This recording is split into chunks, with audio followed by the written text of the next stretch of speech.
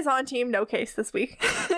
Whoop whoop. There has to be someone on Team No Case. Yes, but confirms that he does have authority issues. He's like, I don't like to agree with the authorities. Enter Ed and Harry. They are gifts. I used to find these two very annoying, but I've really grown to love them over the years. They're hilarious. Also, Ghostbuster references. Ed's last name is Zedmore, and Harry's is Spengler, and Egon Spengler and Winston Zedmore are two of the main four Ghostbusters. Awesome. Love that. Meredith, would you have known that before you watched Ghostbusters? No, and I didn't catch it now either. I think I saw it somewhere in the last, 6 years that I've been watching Supernatural. I definitely don't think I noticed that on my own. Ed and Harry are professional paranormal investigators. They run that website that Sam was looking at earlier, hellhoundslayer.com. Good for them. They mansplain EMF to the boys, who are amused. Just with that, authority that a lot of guys seem to have when they don't really know a lot. Sam and Dean are like, yeah, whatever, we're just gonna go. They're like, oh, you guys are so cute. Get out of the way. They're like, we're gonna leave. We don't have time to sit around and listen to you guys. Sam heads to the local library and finds out that the owner of the house did not have the wonderful name of Mordecai Murdoch. His name was Martin Murdoch, and he only had 2 kids. They were sons. So basically nothing from the legend that Craig told them checked out. No, but it so rarely does. Sam is really starting to dress like Dean this week, I noticed, while they were walking and talking on their way down the street. Sam's got a white shirt with a plaid orange-brown shirt over it, and then a loose-fitting jacket. And then Dean has a light gray shirt, which is very light for him.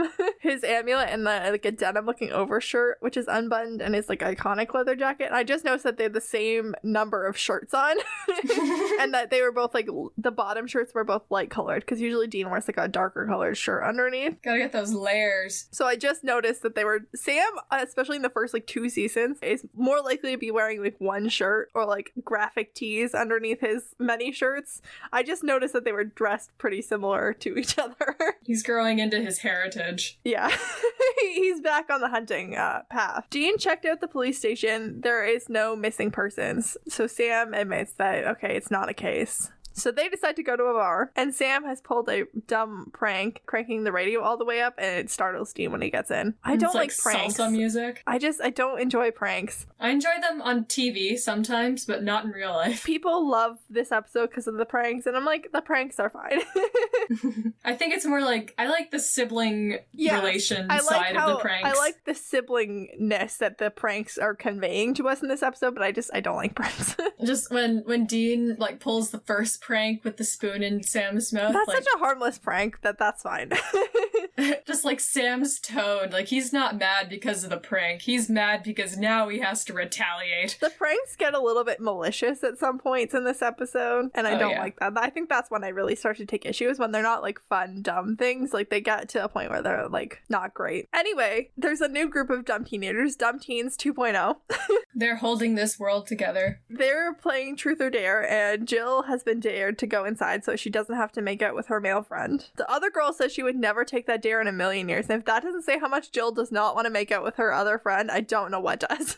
Oh gosh, well, he seemes gross anyway. Jill does not want to be here. Just a reminder to teenagers everywhere, punching the grody male friend in the mouth is an option. Also, I don't know, I got lesbian vibes from Jill. There's no evidence that that's true, but that's the vibe that I picked up. Well, it's never developed, so you can think whatever you want. There are chicken feet hanging from the ceiling. What are people doing in this house, and why? I hate chicken feet. My parents have chickens, and it's the part of it, if I had to touch a dead chicken, it's the part I want to touch the absolute least. Feet are gross. Maybe that's the reason they're hanging on the wall. Just to look creepy. It's creepy. I don't like it. It's doing its job. Jill goes down to the same cellar that Dumb Teens 1.0 saw that girl in that was hanging, and she drops one of the jars, which, might be totally fine, might smell disgusting. It really depends how good the person doing the canning was at their job. I have no idea what's in those jars. Me either. It could be anything. Yeah, it could be. She then gets strung up by a man, and her glasses get squashed under his shoes. It's pretty traumatic. Good thing she won't live to see the end of it. The cops, the Winchesters, and Ed and Harry are all at the house. No one's securing this crime scene for the moment. For the moment, the cops actually do try and secure this crime scene later. I'm very impressed. Oh my gosh, the cops at Supernatural are trying to do their job. We learn that Jill's death is being ruled a suicide, even though she was a straight A student with a full ride to U of T University. I immediately heard U of T went University of Toronto, but probably University of Texas. Yeah, it would make more sense. I guess. As though academic performance is the only metric by which to measure someone's mental state. I feel like she's a straight A student, so she must there's no like reason for her to have died by suicide. I feel like people the cops should have at least asked whether or not it was murder. I mean weren't her friends there too? Like what did the friends say? Didn't they hear any screaming? Like those walls aren't super thick. I have this question later. About the mysteriously soundproof building that this is. Yeah, like they should have like asked her friends, and I don't know. I feel like they should have at least asked if it was murder or not.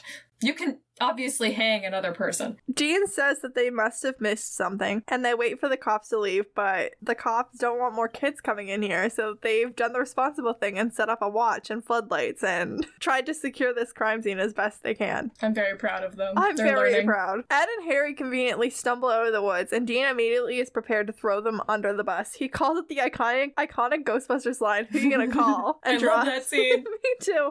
Draws the attention of the police to Ed and Harry. While the police are chasing down Ed and Harry, Sam and Dean break into the house. Dean is still hung up on not remembering the symbol. In case you didn't know it was important. Really just gonna drive that home. After all of this, it had better be important. Sam and Dean are now in the cellar, and Dean is also intrigued by the jars. Sam and Dean are now Dumb Teens 3.0. Because Dean immediately dares Sam to take a sip from one of the jars, and then double dares him when Sam says, "Why would I do that?" The way Sam responds to a stupid dare is the way all of us should respond to a stupid dare. We should all be so brave as to resist peer pressure. I hate Truth or Dare.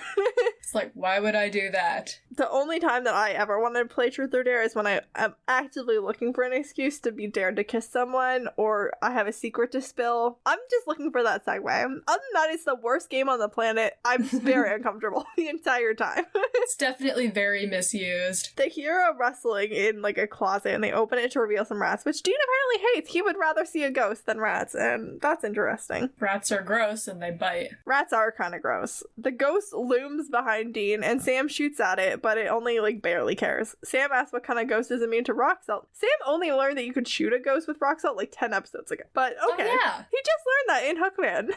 Well, like, he's had no reason to believe it doesn't work. But like, he just learned that. He's like, what kind of ghost? I've never heard of a ghost that is immune to rock salt. I'm like, you just learned that you could shoot ghosts like 10 episodes ago. Literally 10. Well, maybe they knew about rock salt before that. Yeah, I mean, it's they knew about the hard salt not to. thing. They just didn't know that you could use it to shoot. And I was like, why are you so surprised that like maybe shooting isn't always the most effective method?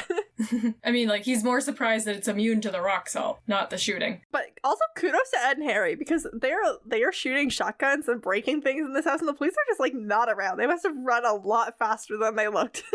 Yeah, with all that equipment through the trees, I'm proud of them. Sam, like, not casually, but like instinctively, like without thinking about it, yells for Dean to go, like, get out of there while he's fighting this thing that they don't know how to kill. Also, the house has electricity, because the thing like hits like a electrical panel and it like sparks. So clearly someone lived here after the 1930s. This house is in the middle of absolutely nowhere. Why is there electricity? Maybe it was actually abandoned in like the 70s or something. I think that must be the case, honestly. Ed and Harry have looped back around somehow. They just like incredibly fast and good at dodging the police apparently. And they aren't hearing anything that's happening in this house.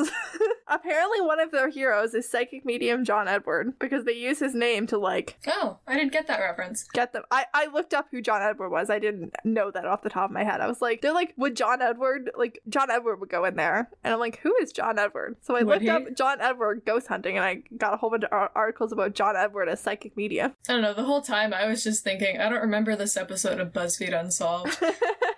It does kind of feel like BuzzFeed Unsolved. It does. More the next time that we see Ed and Harry, but... Yeah. Before they can actually go in honor of John Edward, Sam and Dean come running through the door. Literally, they don't open the door, they just go through it. They keep running and they narrowly miss the cops who've come back. They've circled back. So Ed and Harry get arrested just after they see the thing for themselves. I just think the image of like Sam and Dean charging through the door with this thing on their heels is just so funny. It was like, really good. Especially from Ed and Harry's perspective, because they have no idea what's going on. Dean is doodling the symbol on some stationery, and he's still bothered by it, just in case you'd forgotten about it. It's important, guys. It's important. The fact that it ends up not being, like, that important, I don't know. They really were just like, don't forget that this symbol exists and that Dean knows where it's from. The funny thing is, like, it's another symbol entirely that's, like, the most important symbol in the episode. Sam had time to notice that the ghost thing had slit wrists, even though the story that they heard said that he hung himself. Also, Sam and Dean point out that they're not chicks, and historically this thing only killed girls. I mean, if you were invading my house, I wouldn't care what gender you were. Me too, but, you know, historically that's been the pattern. There we go. With ghosts have different roles. Yeah, ghosts have, like, MOs that they are pretty intent on sticking to most of the time. Nice. They don't tend to deviate from that. Creatures of habit. This is off-brand, but there is a lot of fans who like headcanon one or both or the other boys to be trans, and like that's cool if you headcanon that. I just thought I'd bring it up because Jean's response to Sam being like, "We're not girls," or both of them kind of like agreed, okay, we're not girls and this thing only kills girls. Jean like kind of like made an offhand remark like, well, that explains why I went after you. I mean, I would interpret that, and I'm sure the way that the writers interpreted that was as, you know, Dean just like calling his brother girly. Yay. But if you did happen to headcanon trans Sam, then, you know, you could interpret that another way. I don't think that would be a very nice thing to say if your brother was trans, but sure, interpret it however you want to. I'm not very nice to my brother all the time. Not that I'm like intentionally mean to my brother all the time either, but like... Yeah, I feel like misgendering someone intentionally is on a different level. Yeah, I'd agree. It also does feel like very like 2006 like bros thing to call someone a girl. But I just thought that I would mention it while it was mentionable. I've seen that like quite a lot in fanfic and in the Tumblr community. I've just seen that headcanon a lot. So I just thought I would mention it. And if there's other instances where it seems relevant, I'm sure it'll come up again. But I do agree that misgendering someone is like beyond the realm of like casual joking. Yeah. I also have an issue with this motel room. It's like a pretty big issue I have with this motel room. I didn't see anything wrong with it, but I'm eager to hear what you have to say. Dean is like half laying, half like sitting on the bed, and mounted above the bed are these like horns. I'm assuming they're like horns from a Texas Longhorn. I'm not entirely knowledgeable in that area, but I know that that's a type of cow, and I assume that that's why there's horns. I know we're in Texas. It's probably where they're from then. My issue is their placement on the wall. Are you gonna skewer yourself or something? Dean is laying on the bed, like propped up on the pillows. There's not like a really visible headboard on the bed, but he's basically like leaning against the headboard. His head is hitting like the middle of the horns. Like he's basically like, it looked kind of like if this was shot from a different angle, it'd look like Dean had horns. That seems really dangerous when sleeping. But I also, not to get too like sexually graphic here, but I also had a mental image of someone hitting their face off of one during sex. Overall, I'm just not sure why they're placed so closely to the bed. Here in Texas. They just seem like a bit of a safety hazard, especially in like a motel room. Like I'm sure that this motel room has like the standard 8 feet ceilings because Sam's not like ducking. Every time you wake up in the morning, you've accomplished something. Raise them up like a couple more feet so that they're not like where you might hit your head off of them while you're sleeping, or like, God forbid, like smash your face off one while you're having sex. That is not the Texas way. It just seems dangerous. It's supposed to be. Sam checks the website again. Now Mordecai Murdoch was a Satanist who chopped up his victims with an axe before slitting his own wrists. More consistent with what they just experienced. It's always Satanists. Like, get some imagination.